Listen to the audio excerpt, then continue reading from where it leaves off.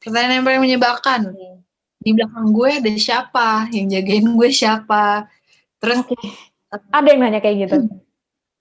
Oh, selalu itu nggak terlalu banyak orang yang fokus ke situ karena orang cuma fokus tuh sama hantu. Dia nggak fokus sama ilmunya. Dari mana nih Indonesia banyak mistisnya?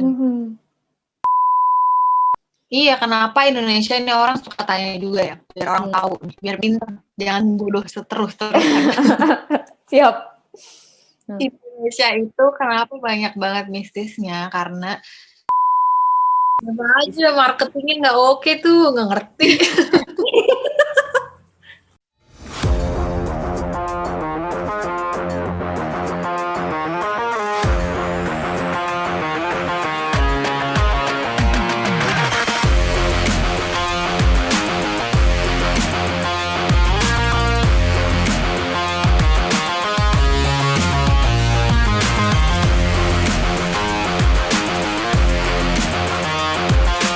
Kalau dua-duanya tidak ada yang benar juga. Karena apa sih kesel kan, iklannya beda banget. Iya. Jadi Kak Tasya menjawab mobil BMW, kalau Yuli menjawab pemandangan, jadi dua-duanya masih salah. Lanjut ya, gitu.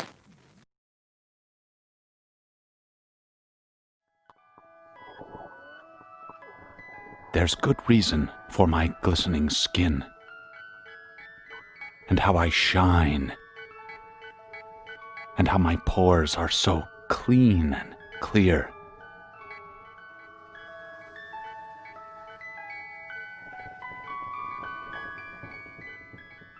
I eat little baby's ice cream. It keeps me young. It keeps me light on my feet. I spring from activity to activity. I love my job. I love my life. When you eat little baby's ice cream, you'll wink and nod and hug and high-five each other with great enthusiasm.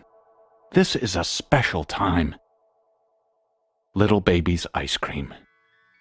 Ice cream is a feeling. Jika jawabannya sama-sama betul ya. Kak Tasya menjawab ice cream little baby, dan Yuli menjawab ice cream little baby. Terus kenapa harus banget gitu ngiklanin orang yang makan es krim sebadan?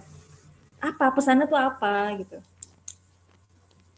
Dan kenapa harus disturbing gitu? Kalau menurut Kak Tasya gimana Kak?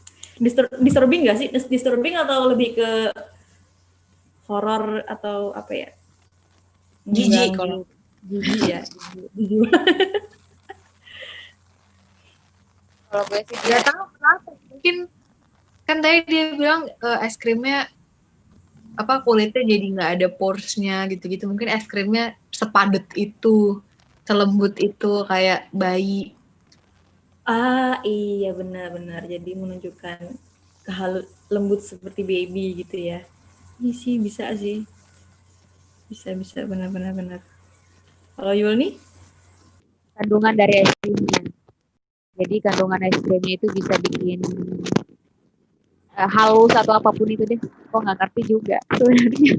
Gue jawab aja gitu. Oke. Jadi di kalian ketiga masing-masing dapat 2 poin karena nyebutin produk dan brandnya ya. Oke, masih seri berarti 2 poin untuk Yul dan 2 poin untuk Kak Tasya. Lanjut. Oke, lanjut ke iklan keempat. Silahkan ditonton.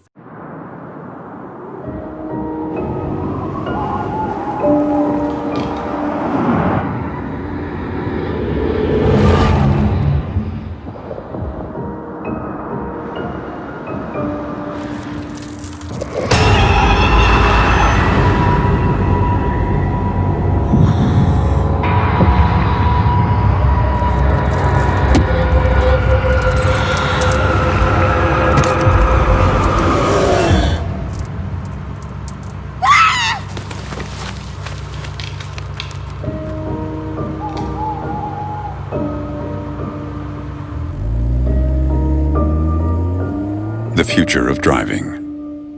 Nothing to be afraid of. The future of driving. Nothing to be afraid of. Jawabannya mobil kan. BMW. Jadi jawabannya tadi apa? Iklan mobil BMW ya? Ya. Yoi, berarti Kak Tasya mendapat 2 poin. Lalu Yulni menjawab AC mobil. Ini jauh sebenarnya. Baik. Baik, iklan AC mobil siap. Jadi skornya adalah 4 untuk Kak Tasya dan 2 untuk Yulni. Alright. Oke, kita lanjut ke iklan kelima.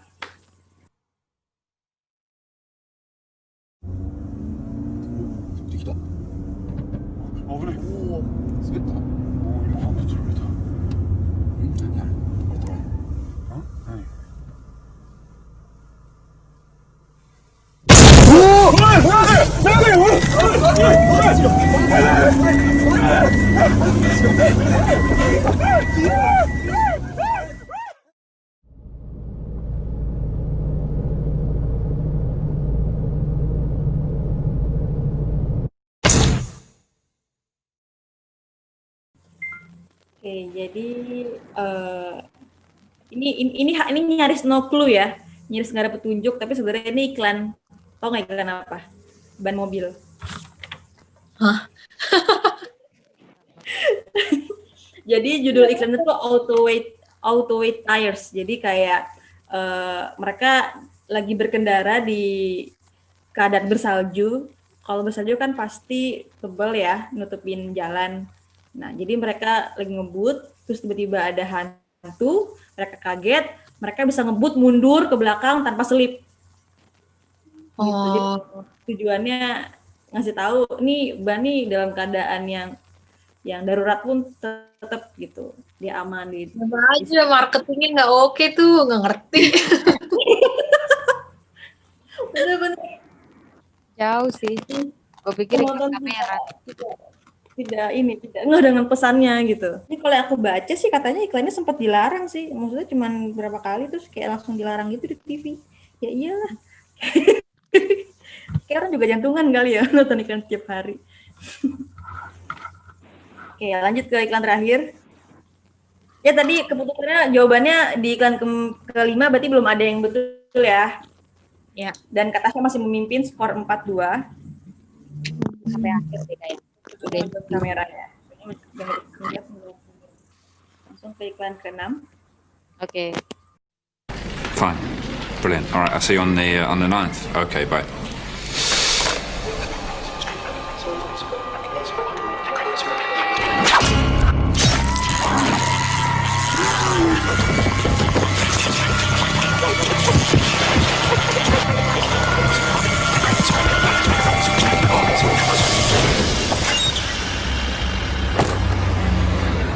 The average smoker needs over 5,000 cigarettes a year.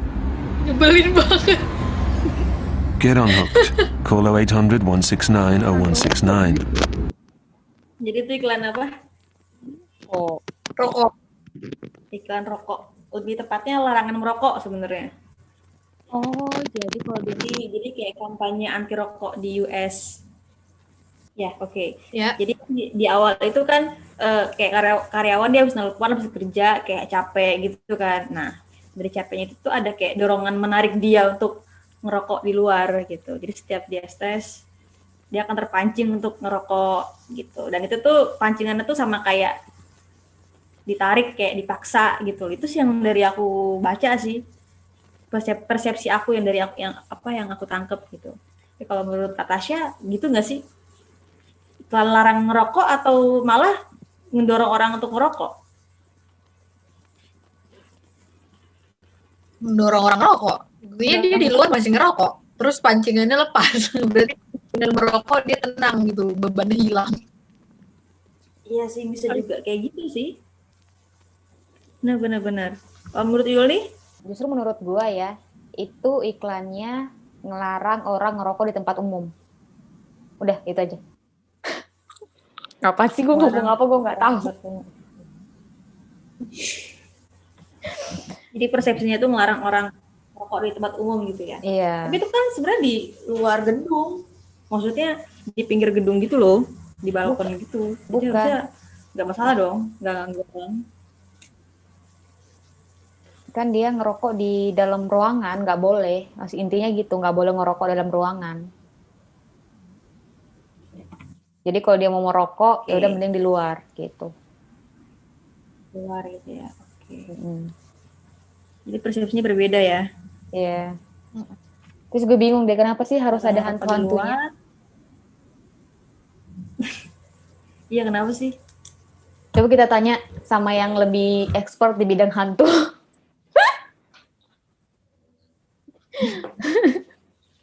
Tapi jujur Kak Tasya, kakak pernah nemu hantu yang sama persis kayak di iklan tadi nggak sih? Sosok yang sama kayak di iklan tadi. Pernah ketemu nggak? Iya, kalau yang tadi mobil BMW tadi sama yang ban itu, ya rata-rata kalau kuntilanak kayak begitu bentuknya. Oke. Gue barengan lagi cuman oke. Kayak bisa nggak usah terlalu diperdalam, nggak diperjelas, nggak usah. Oh jadi gitu ya? Jadi beneran kayak gitu bentukannya? Banget, cuman polos putih, hitam putih gitu, aslinya kan nggak gitu. Oh, ada darah-darahnya? Aslinya gimana Kak? Iya, ada darahnya, bolong, busuk, kebakar gitu. Oh, lu biasanya Oh, kalau yang misalnya versi kebakaran ada. penasaran sih. Udah belum Mimin ini segmennya, segmen iklan kita ngejulitin. Oh ya maaf. Terbawa. Iya, terbawa suasana lu. Lu cuman sampai Karena masih amazed. ngejulitin iklan Karena doang. masih amazed dengan iklan-iklan yang dia berani untuk ngusung nuansa apa ya, creepy, scary gitu. Apalagi untuk komersil gitu. Oke, jadi aku total ya sebagai Mimin saya bertugas untuk mencatat skor. Jadi untuk malam ini yang unggul adalah Kak Tasya mendapat 4 poin memimpin, sedangkan Yuli mendapat 2 poin. Saya berikan ucapan selamat kepada Kak Tasya karena Kak Tasya bisa menjawab pesan yang tersirat di iklan-iklan ini. Yeay. Yes. Mukanya Tasya sangat terlihat antusias ya. Padahal sebenarnya enggak ya. Karena tadi ngeliat iklannya kayak ngeliat IG story, nyantai aja gitu. Iya. Tapi bisa nebak. Kayak apaan sih? Nggak jelas gitu. Oke. Jadi gimana Mimin? Jadi sampai di sini tugas saya. Untuk jalan acara saya kembalikan kepada Yuni. Oke, makasih Mimin. Yuni. Dadah Mimin. Itu tadi nih Tasya, kita ngejulitin marketing. Jadi itu sebenarnya semacam intro aja supaya menuju ke percakapan selanjutnya yang lebih serius. Menurut lu gimana kalau iklan-iklan itu kenapa sih selalu bawa nuansa horor? Apakah horor ini nuansa horor ini menjanjikan atau mungkin karena nuansa horor itu cerita horor itu selalu ada ininya, ada tempat di hati orang kali ya, marketingnya gitu. Apa gimana sih? Iya, kayaknya lebih tertarik. Orang tuh tertarik dengan hal yang nggak pasti deh kayaknya. Iya. Karena kalau horor kan nggak pasti gitu. Bahkan kita yang bisa lihat aja, ya kalau kita yang bisa lihat, kita bisa memastikan kita lihat. Tapi kalau orang ngomong ke orang yang nggak bisa kan, yang nggak bisa dibuktiin, orang cuman gue yang lihat gitu kan. Iya sih, benar-benar masuk akal. Karena orang tuh tertarik hal-hal yang mistis. Kayak lu ceritain ke gua, lu tadi cuma ngomong aja, kuntilanak mah itu belum apa-apa, yang bener mah ada darahnya, bus. Terus kayak gue sama si Mimin tadi tuh langsung kayak jelasin bisa lebih kepo. Iya, gue kepo banget sumpah. Karena gue nggak tahu apa-apa, gue nggak pernah lihat sama sekali. Terus kayak denger cerita lu, gue inget banget yang soal apa yang heboh kemarin tahun lalu itu yang soal KKN. Di desa apa sih KKN ya? KKN di Desa Penari. Apa sih? Itu ya. KKN di Desa Penari. Nah, gue baca ceritanya aja, itu tuh gue merinding sampai yang kayak gue ngebayangin gitu loh, gue jadi punya bayangan menduga-duga oh bentuk setannya tuh kayak gini gitu. Jadi makanya sebenarnya kalau marketingin ada unsur hantu Horor. itu horornya itu menjual. Makanya Indonesia tuh juga keren sih. Indonesia tuh banyak jenis-jenis hantu. Iya, kenapa Indonesia ini orang suka tanya juga ya, biar orang tahu, biar pintar, jangan bodoh terus-terusan. Siap. Indonesia itu kenapa banyak banget mistisnya, karena kan dunia ini ada kutub utara, kutub selatan. Sebenarnya dari zaman dulu tuh banyak banget orang-orang yang bisa punya ilmu, punya ini, itu berkumpulnya di Indonesia. Nah, Indonesia itu tuh titik untuk netralisir si energi kutub utara dan kutub selatan itu. Makanya banyak banget orang-orang yang mistisnya tuh kuat tuh di Indonesia karena itu titik netralisir dua kutub gitu. Oh, oke. Gue baru tahu loh. Gue nggak tahu. Oh, iya. Gitu ceritanya. Orang jadi banyak tahu. Karena orang nggak banyak tahu memang itu. Banyak yang nggak tahu. Setahu aku pernah diomongin sama Om Hao Kisah Tanah Jawa, itu dia pernah ngomongin gitu. Cuman nggak terlalu banyak orang yang fokus ke situ karena orang cuma fokus tuh sama hantu. Dia nggak fokus sama ilmunya. Dari mana nih Indonesia banyak mistisnya? Iya, thank you loh Tasya. Ini info yang berfaedah sekali. Kita nggak tahu sama sekali soal ilmunya. Benar kata kamu, kita tuh fokusnya ke hantunya. Kita nggak tahu nih asal muasal di Indonesia tuh kenapa sih ada banyak legenda gitu. Ada banyak cerita-cerita yang menurut kita menarik buat dibahas gitu. Dan makanya aku juga lihat YouTube Tasya juga menarik gitu loh. Oh iya, karena dia bahas buat cerita kenapa sih ada ini dan itu gitu. Jadi menurut aku keren aja sih. Karena kamu lebih ke bahas ilmunya juga gitu. Oke. Nah, aku dulu soal sebenarnya nggak ngomongin hantu, aku tuh sukanya tuh sejarah. Jadi ngomongin sejarah gitu. Jadi aku tahu dulunya gimana. Menarik karena kamu jatuhnya ini sih, memberi informasi. Iya, jadi bukan menakut-nakuti tapi memberi informasinya gitu. Iya, jadi itu nambah pengetahuan baru. Oke. Oke, kita keluarlah dari iklan-iklan horor itu. Aku kembali pengen nanya-nanya ke kamu lebih dalam soal kamu pertama kali tahu kamu punya diberi oleh Tuhan gift khusus seperti ini sejak kapan? Tahu sadarnya itu waktu umur 17 tahun, 18 tahun baru kuliah. Oh, oke. Bener-bener baru masuk kuliah. Kan kuliah di Bandung. Jadi dari kecil sampai SMA kan nggak pernah pisah dari orang tua. Pernah tapi masih tinggal di rumah saudara gitu. Jadi nggak jauh pisahnya. Nah, waktu pisah dari orang tua baru aku menyadari, karena kalau dari sebenarnya kalau udah setelah sadar diinget-inget emang dari kecil aku udah lihat, cuman aku nggak pernah sadar karena dulu mamaku suka ngomongnya, aduh kamu ngayal, kamu ini gitu. Jadi aku selalu berpikir aku ngayal sampai aku udah sendirian, bener-bener sendirian, baru aku sadar gue nggak ngayal nih. Dari kuliah dan orang tua tahu itu dari kuliah. Orang tua nggak. Aku dulu nggak cerita sama siapa-siapa sampai akhir aku udah terima diri aku dulu, baru aku ngomong ke orang tua. Karena kan orang tua aku bukan nggak nerima ya, mungkin mereka nggak mau juga anaknya kayak gini.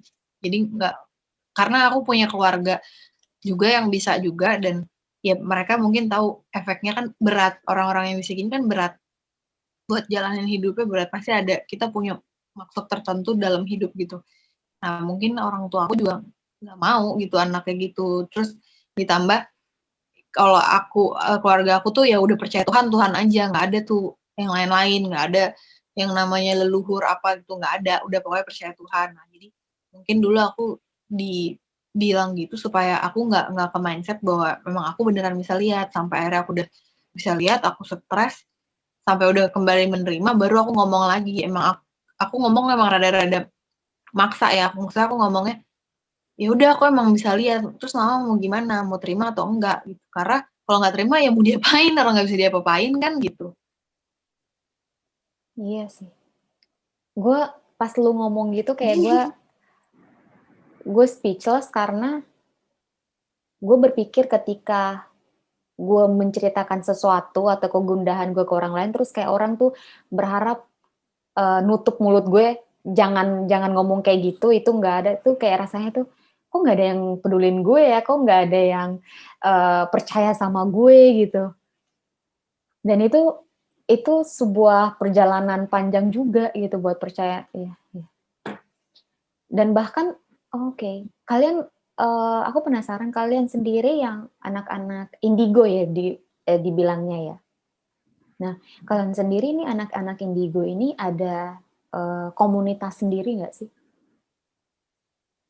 Enggak sih, aku nggak tahu sih, mungkin ada ya. Aku pernah denger sih dulu ada gitu komunitas, tapi aku nggak tahu, nggak ikutan. Oh, oke. Setahu aku sih ada ya, ada komunitas indigo, ada komunitas light worker, ada anak Crystal Child juga ada punya komunitas gitu. Cuman aku nggak ikut itu.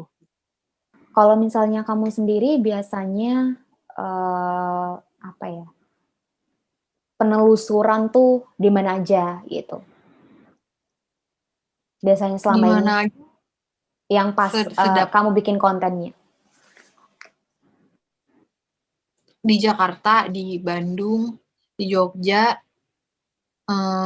itu yang di channel aku. Tapi kalau yang barengan sama lain-lain tuh ada di Bali, di Semarang. Oh, ada juga yang sama yang lain ya. Di channel apa tuh biasanya kamu sama ini yang lain? Channel Billy Christian. Billy Christian?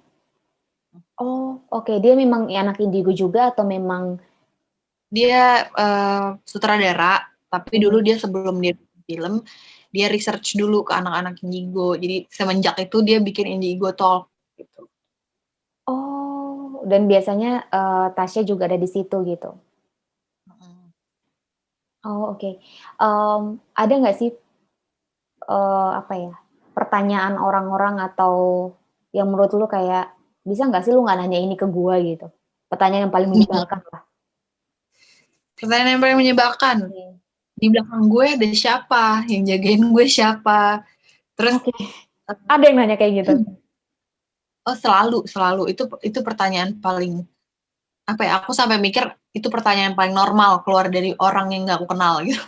Oh, gue bahkan nggak pernah paling nanya gitu. Di belakang gue ada siapa? Yang jagain gue siapa? Atau katanya yang ada jagain gue nih, lu bisa lihat nggak cewek apa cowok, bentuknya gimana, yang gitu-gitu.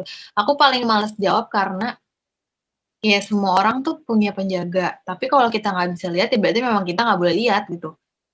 Kalaupun kita bisa lihat, ya berarti memang kita boleh lihat. Jadi lo nggak perlu nanya ke orang yang bisa lihat karena belum tentu juga kita tuh bisa lihat. Karena kalau si yang jaga ini nggak mau dikasih, misalnya Kak Yulni nih punya penjaga, Kak Yulni nanya aku, ya kalau yang jaga Kak Yulni emang nggak mau dilihat, aku pun nggak bisa lihat gitu.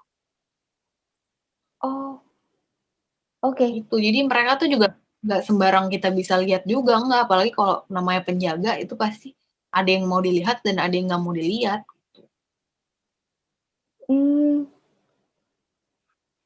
Gue mungkin tipikal karena penakut kali ya, jadi gue nggak pernah penasaran buat nanya ada yang jaga gue atau enggak. Tapi gue penasaran. Oke. Orang-orang biasanya kepo ya.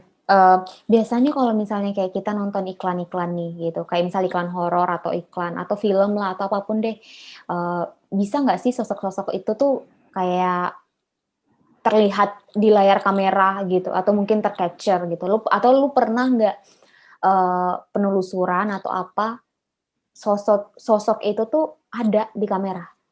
Lu pernah nggak itu? Bisa, dia bisa masuk, cuman nggak seperti yang ada di TV masuk berbentuk orang gitu, nggak mungkin. Mereka tuh cuma bisa kelihatan ngebayang doang atau burem doang atau cuman kayak asap lewat aja. Kita tuh tahu itu ada dia, kita mesti ngecilin cahaya, mesti naikin exposure gitu-gitu. Jadi nggak ada tuh namanya hantu kelihatan kayak begini, itu nggak mungkin, itu udah pasti bohong. Oh gitu. Tapi Nggak mungkin. Dan nggak kenapa zaman dulu banyak banget foto penampakan, karena zaman dulu kan HP itu resolusinya rendah kan. Makanya mereka bisa nangkep hantu-hantu gitu. Kita banyak dapet foto hantu. Tapi kalau sekarang HP udah canggih banget, udah bagus gambarnya, ya makanya jarang orang bisa nangkep foto hantu gitu. Oh, itu pengetahuan juga loh. Gue juga nggak tahu, itu pengetahuan. Ada ini nggak sih? Ada nggak? Oke, ada pengetahuan tambahan nggak sih buat kita orang yang awam ini, terus untuk bisa memahami anak indigo gitu? Untuk memahami gimana ya, kalau yang aku alamin sih, kalau dari orang tua aku, mereka untungnya setelah dijelasin ya memahami, walaupun mereka sendiri juga mencari tahu sendiri gitu, kemana-mana cari tahu ini aman nggak apa-apa nggak, atau harus diapain ya. Dan itu emang harus ya gitu, sebagai kalian pun yang nonton, misalnya ada yang baru terbuka atau baru sadar, juga harus research sendiri, itu lo bisa dari mana gitu, apa jangan-jangan pernah kejedot dulunya, itu kan bisa juga, bisa mempengaruh. Atau mungkin keluarganya ada turunan, itu juga. Pokoknya aku dulu tuh research banget kemana-mana, aku tuh sampai baca Alkitab full loh, saking aku penasaran ini aku bener atau enggak ya. Jadi satu buku itu aku baca, satu buku Alkitab, terus aku search juga di Google, aku sampai nonton-nontonin video-video orang yang nggak terlalu terkenal, tapi dia emang orang bisa juga. Ada yang aku tonton emang orangnya bener, ada yang juga yang buruk, itu aku tontonin semuanya gitu. Setelah aku udah ngerti banget dari semua itu, aku terus nanya ke orang yang emang bisa. Terus aku nanya ke pendeta gitu. Jadi saran aku kalau orang yang emang kalian baru-baru sadar, banyak-banyak baca, cari sumber dari manapun, dan jangan pernah mendem sendirian gitu, harus punya temen untuk cerita, karena kalau enggak stres pasti. Cari orang yang emang bisa diajak cerita, karena ada temen yang mau kita cerita, dia dengerin aja, tapi ya udah cuma dengerin gitu, nggak ada tanggapannya. Orang yang emang nanggepin gitu, supaya nggak stres, itu penting soalnya kalau orang-orang yang bisa lihat harus punya teman untuk cerita. Oke. Gitu. Gue masih speechless untuk hal-hal kayak gitu loh. Gue bingung. Kalau misalnya lu cerita ke gue gitu, gue mungkin lebih ke nggak akan paham gimana ya, nggak akan paham gimana perasaan lu gitu. Mau nanggepin pun juga kayak, duh gimana ya cara nanggepinnya, di otak itu gimana ya cara nanggepinnya.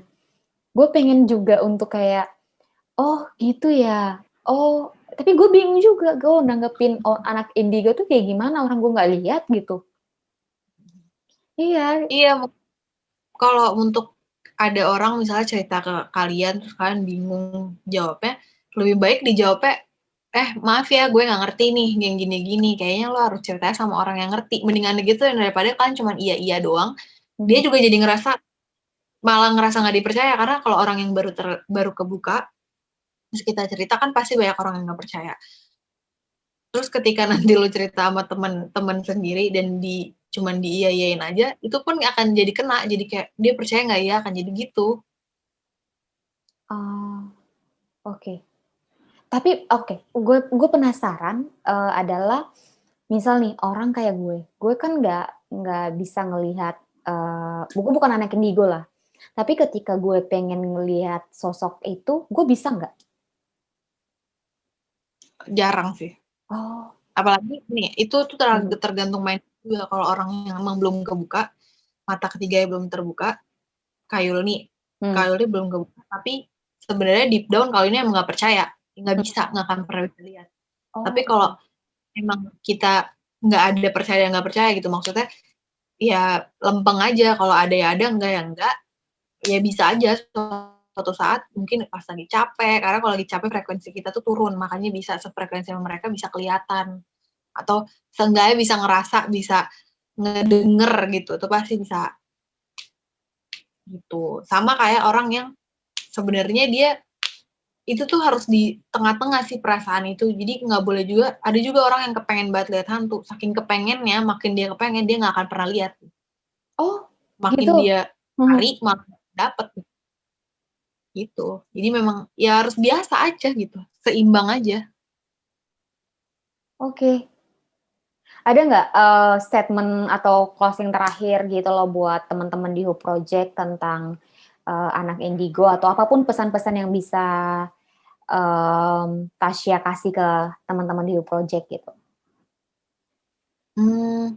Ya kalau anak-anak yang nggak indigo lah ya, aku nggak bilang indigo karena indigo tuh sekarang buat orang udah jadi asal bisa lihat hantu disebut indigo gitu, padahal beda juga. Beda jauh. Kalau indigo itu udah pasti six sense, tapi kalau six sense itu belum tentu dia indigo. Nah, kalau indigo itu kenapa dibilang berbeda? Karena mereka punya tujuan. Indigo itu ada 4, ada bisa jadi artis itu maksudnya pekerja seni ya. Jadi artis, ada indigo konseptual, itu orang-orang yang pikirannya tuh beda lah dari orang biasa gitu. Ada yang interdimensional, itu aku. Interdimensional tuh kayak aku suka bisa ke dimensi-dimensi gitu. Satu lagi aku lupa apa, satu lagi ada 4. Nah itu pekerjaannya tuh beda-beda. Jadi kalau indigo yang artis, dia bakal jago banget tuh ngelukis, menari, antara itu deh.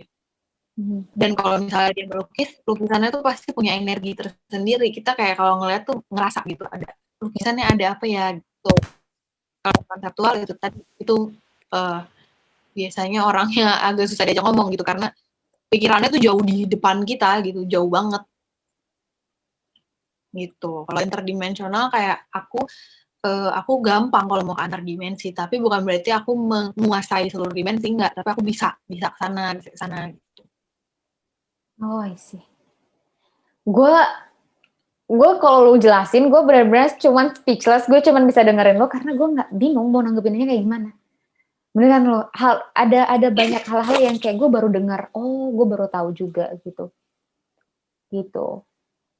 Ada ini nggak? Ada closing statement dong? Ya buat kalian yang bisa juga atau baru bisa lihat atau baru nyadar, jangan sendiri. Tadi aku bilang harus cari orang yang bisa cerita. Terus kalian punya kemampuan itu bukan kutukan ya. Jadi kalau orang bilang itu dikutuk ada apa tuh enggak. Jadi harusnya kalau mulai bisa gitu, cari tahu kalian tuh bisa apa di dunia ini tuh bisa apa. Itu kemampuan dipergunakan untuk yang baik, jangan yang buruk. Terus kalau memang udah bisa, kayak contohnya aku nih, kemampuan aku udah pure untuk nolong orang. Nah kalau aku udah bisa nolong orang ya nolong beneran, jangan ngomong doang. Nah terus ketika kalian udah bisa udah bisa santai dengan itu, udah bisa terima diri sendiri, ya jangan sampai jadi sombong nantinya gitu, karena itu pasti ada efeknya kalau udah sombong. Pokoknya jangan ngerasa gue paling sakti, gue paling ini, jangan deh, udah biasa aja karena masih banyak orang yang lebih jago dari kita. Ada ini nggak, Tasya, informasi-informasi penting lainnya lagi buat teman-teman di Who Project tahu gitu? Apapun lah soal anak-anak indigo gitu. Apa ya? Ya itu aja sih paling. Indigo tuh bukan orang yang cuma bisa lihat hantu gitu. Jadi sama ini, orang tuh banyak banget karena sekarang kan banyak indigo dadakan tuh tiba-tiba. Oh iya. Nah itu jadi banyak orang indigo dadakan itu jadi ngebuat orang tuh dikit-dikit pengen lihat hantu gitu. Padahal mereka kan nggak tahu itu kan ada prosesnya gitu. Jadi ketika lo ngeliat hantu, lo bisa lihat diminta dibuka, lo lihat hantu, itu tuh nggak cuma lihat hantu doang. Yang kamu lihat juga bukan hantu yang bagus doang gitu, harus siap sama yang jelek, sama yang serem, sama yang tiba-tiba datang. Terus itu berpengaruh ke mental kita juga. Kalau kita nggak ada prosesnya, ya itu namanya instan, namanya minta buka terus lihat hantu gitu. Yang instan tuh nggak akan pernah bagus deh untuk kedepannya. Jadi semua harus proses, dan kalau emang nggak bisa lihat hantu, ya udah terima aja gitu, jangan malah pengen lihat, emang dipikir enak. Ya, menarik sih yang lu bahas tadi gitu. Makanya ada beberapa orang yang mungkin nggak percaya sama orang yang ngomong, gue bisa ngeliat hantu loh. Karena ada yang tiba-tiba yang lu bilang indigo dadakan, atau orang yang bisa lihat hantu dan ngaku-ngaku gitu. Jadinya orang-orang yang ngaku gue bisa lihat hantu jadinya kayak mikir-mikir lu beneran bisa lihat hantu apa enggak nih? Jangan-jangan lu bohong lagi gitu. Ya, benar-benar. Cukup Sama kalau Heeh. emang nggak percaya nggak apa-apa gitu. Maksud aku emang ini susah dipercaya, tapi hargai orang yang emang bisa lihat gitu. Jangan, bukan berarti kalau nggak percaya terus lo jadi menghina gitu. Jangan, ya udah nggak percaya aja. Iya. Itu cukup sih, cukup sangat ini memberikan informasi ke kita juga buat saling menghargai orang yang berbeda gitu. Intinya gitu ya. Oke, makasih banyak ya Tasya, kita udah ganggu Tasya malam-malam gini, maaf karena nggak stabil internetnya. Maaf banget ya kalau ada kekurangan, makasih udah kasih waktunya Tasya. Cukup sekian juring kali ini bersama Tasya, salah satu anak Indigo. Semoga juring kali ini spesial karena kita hadirkan anak Indigo langsung untuk julitin marketing horor, iklan horor. Oke. Dadah. Makasih Tasya. Ya. Sudah diundang. Kasih. Bye. Hai teman-teman di Hiu Project. Itu tadi julid marketing kita bareng Tasya. Seru banget karena kita ngundang langsung anak Indigo yang bisa ngelihat makhluk yang tak kasat mata. Semoga apa yang tadi kita julitin iklan-iklan horor ini ada manfaatnya, dan apa obrolan-obrolan aku sama Tasya tadi itu bisa punya banyak manfaat juga buat teman-teman di Project. Jangan lupa subscribe, like, comment, dan share. Bye-bye.